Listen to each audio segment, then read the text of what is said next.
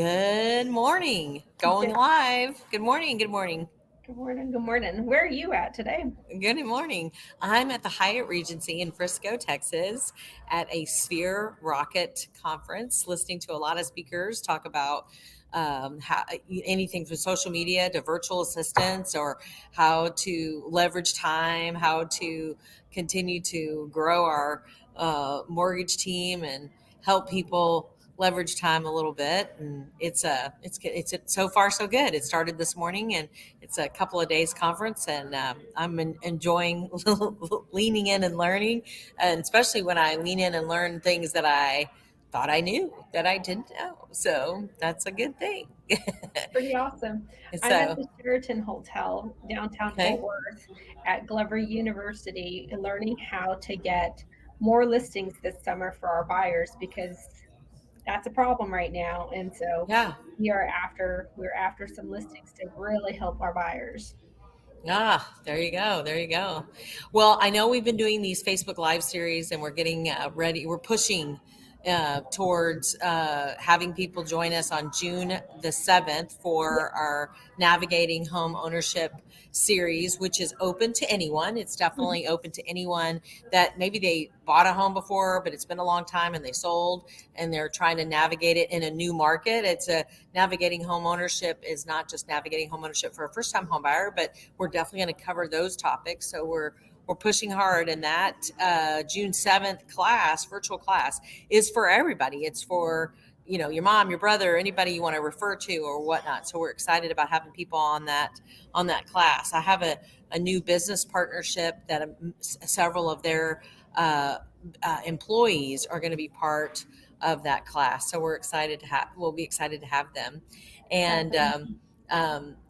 Celia's team is in the Fort Worth area. They do business all over the Dallas Fort Worth area, but she has a nice team there at Keller Williams. And today we're talking about how to narrow the search. So mainly when she goes to visit with someone and is looking, they're looking to buy. Sometimes they have to figure out how to narrow the search. I'm trying to put my questions in front of me. I had for you. Um, and and when I say narrow the search, people are welcome to look wherever they want for the Yes. right home. It's not like you're trying to tell them where they can or can't look. But you definitely want We have a conversation. yeah, Yeah, you want we to have a have conversation. we have Let's a talk about that. conversation about where they kind of want to be. And so we ask the questions: Are you married? Do you have children? Or are you looking to downsize? Where is it that you want to be? And so we start having that conversation and really getting to understand what your needs are when we do this search. So I had You a want to client. bend down a little bit and go towards the camera a little bit because it's kind of Yeah. echoey. There you go. So Perfect. down into so Hmm. down it just depends on the family. Each person is completely different from the other, and so we definitely work in consulting in getting you to where you need to be. And so definitely asking a lot of questions and getting to understand what your needs are. So And I think in this market too, since there's not as much, one of the things I think about is that, do you kind of ask or encourage people to make a list, like the list of, um, you know, the all out wonderful, you know, unicorn list, the big unicorn list of everything, yes, and then kind of like what is just, it's not, it's unacceptable. It's unacceptable to have to drive an hour to work or whatever. Some of that kind of stuff. Do you try to right. create Yes, lists like that? yes, yes. We talk about those things in our buyers consultation. We set up a time. We meet with the decision makers. It's not just one person. We're listening to both of you. Or if it's just a single person, we're listening to the one person. But it's all the decision makers, people that are going to be living in the house together and have a say.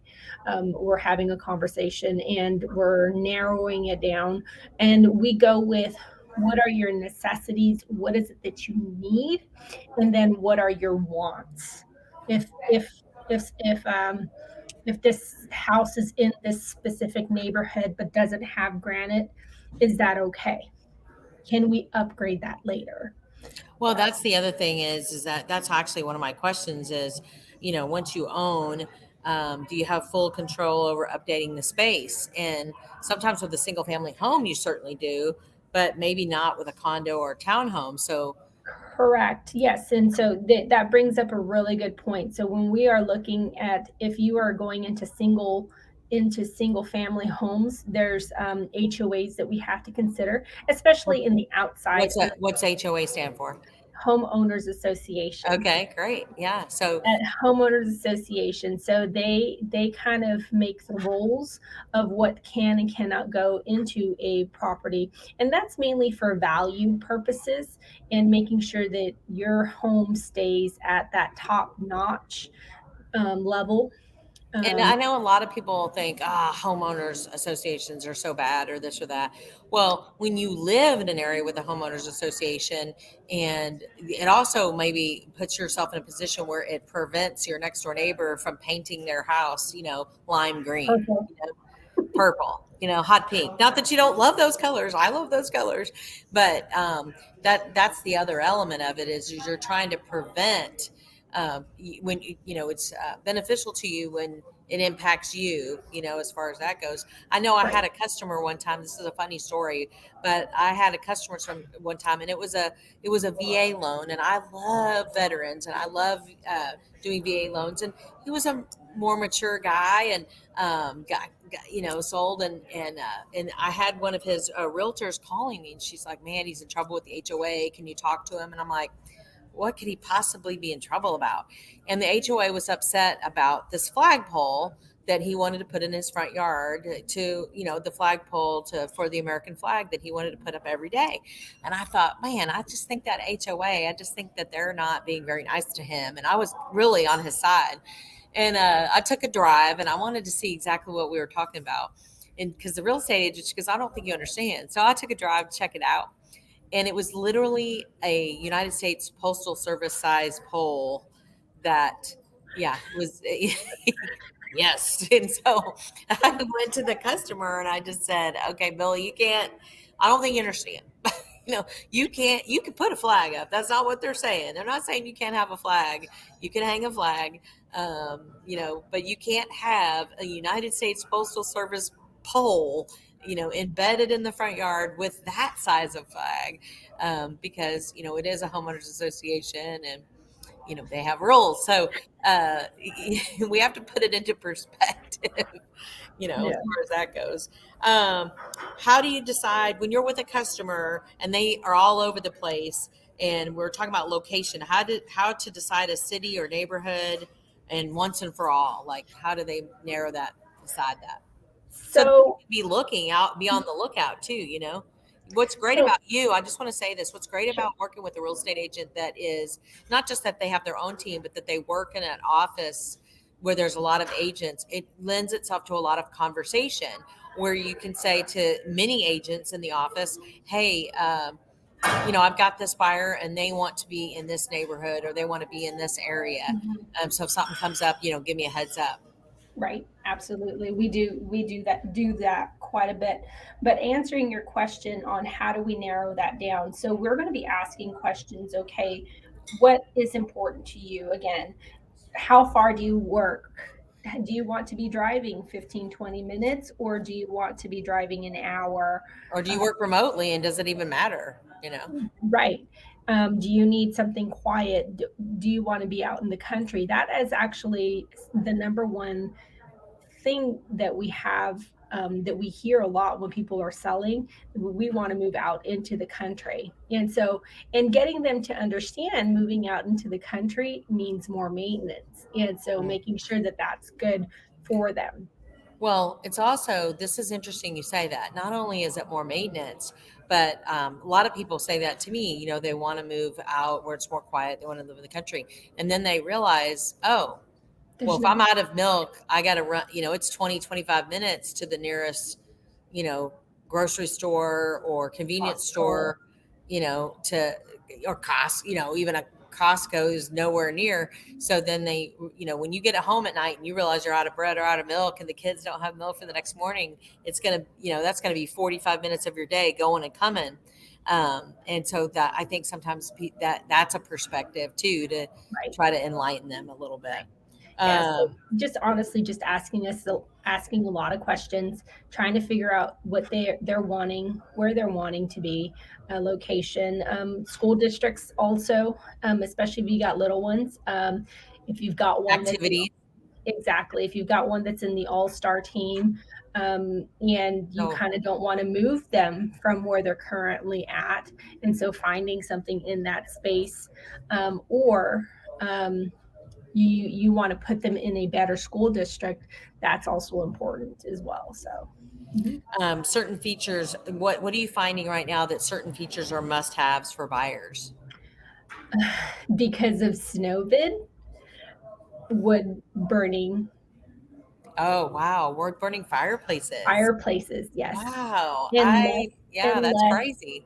and less new construction is not putting them in to home building, I new didn't know home that. build construction. Yeah, so less and less you're seeing it. So now it's becoming a thing. Like they want the wood burning. So Wow. mhm. That is an interesting thing of a result of 100-year storm, really, seriously, it's 100-year storm. Um, It was but brutal. but it was brutal. Definitely It was was brutal. brutal. I know that the saddest story you told me in your house when you had, because you have goats and one of your goats passed One away and of my froze, goats. and I was like, oh, that is just terrible. That is so Yeah, sad. yeah. Um, I was fortunate. I think I was on a grid that was near a firehouse. And so I lost power, but a couple of times in the middle of the night. So it didn't. And I do have a fireplace with wood that I would burn the whole time. And I happen to have had wood. And so were able to warm the room with that wood. And then at night it kept the house warm. And we were fortunate, like I said, a couple of times power went out, but usually in the middle of the night. But I never it's interesting, the cause and effect of what changes for people in Right, terms of when they're looking to buy and where they're looking to buy. um, and the control, is convenience a large factor in your decision? And I wrote that down. So you really made a good point about convenience of location. yeah. Yep. No, you're absolutely right about that. Sorry, the conference has gotten really I loud. know ours has gotten loud here too, Yeah, so we'll probably cut it short. yeah. Um, well, the thing is that when it comes to narrowing the search and trying to figure out where you should move or where you should be, I do think working with an established agent, working with Celia Montano and her team, getting her a chance to help you, getting us to help you navigate what size of mortgage you're most comfortable with, because things change. And Yeah, that's the other thing, is when you're making a decision, even though most mortgages are 30-year fixed, you're really just trying to make a decision of what does the next 3 or 5 years look like. right, Nobody keeps the same mortgage for 30 years anymore. But what does your family look like? What's the canvas of your life going to look like in the next 2, 3, 5 years? And that's the best way to make a decision on where to move and what to do, and and just kind of narrowing the search. How old are your kids? right. Yes. All of those kinds of things. So Yeah. I appreciate your time today, and hope that your conference goes well. My conferences go as well. Yes, Um, yes. Learning lots of and things. again, we're just stressed. June the 7th is for first-time home There's buyers, people that have once owned. Please mhm. come check it out. You're And looking to we downsize too? That looking down. Oh, that's a great thing. Downsizing, upsizing, and downsizing based on the mhm, size of your family, or looking at the future. Like in my case, my mom is older. I'm looking at stuff sometimes that where she'll have a space to live, or mhm, um, we're the sandwich generation where we're taking care and raising kids, and maybe taking care of and raising our parents. mhm. Yep. I say raising my parents. Oh, it looks like I got unplugged. That's crazy. Can you still hear me? I can still hear you. Yes. Okay. That's crazy. Um, I don't know let's see. We'll do this. I don't know what happened. Uh, but at any rate, so yeah, I'm hitting it. Oh, There there you it is. There you am. There you am. go. Okay. Well, at any rate, it's about our time has ended, and you have a good conference. And everybody out there, just reach out and touch us, and we're happy to help and answer any questions. And we appreciate everybody's time today. All right. Thank you. Bye. Have a great day. Bye.